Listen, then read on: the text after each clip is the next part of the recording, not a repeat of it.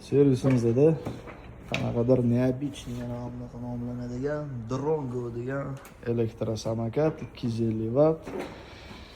Egasini aytishi bo'yicha zaryadkaga qo'ysam zaryad olmayapti, samokat ochilmayapti deyishdi. Hozir biza faza kabellarini ko'rdik, motor yaxshi, obmotka, kontroller ham yaxshi, plus minus тоже yaxshi.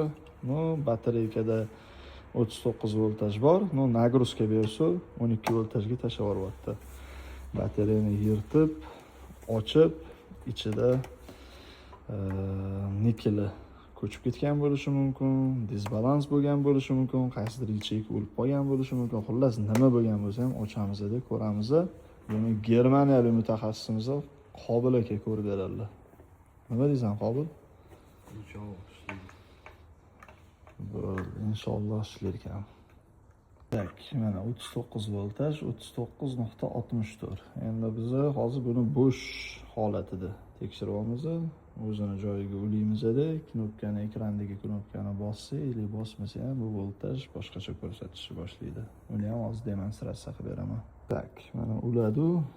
22.70 sekund ko'tarilyapti. Nagruzka berilganda hali skuter yoqmasimizdan уже напряжение tashlab yubordi. Bitta knopkani bosib yubordi.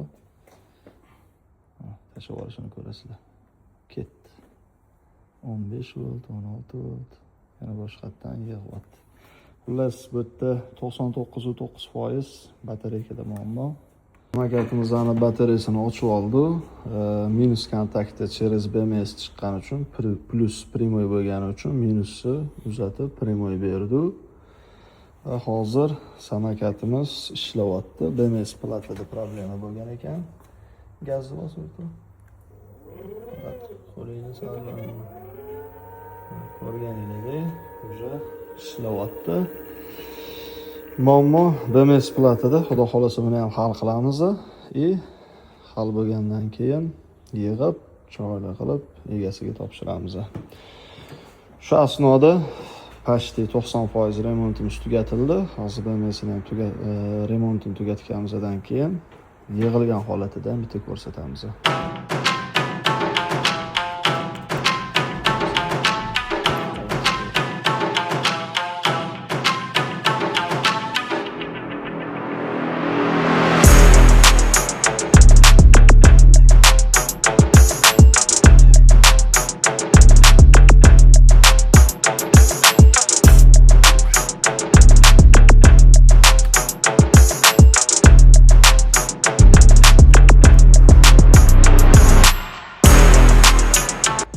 Elektrosamokatimiz tayyor, batareyasini, BMSini almashtirdi.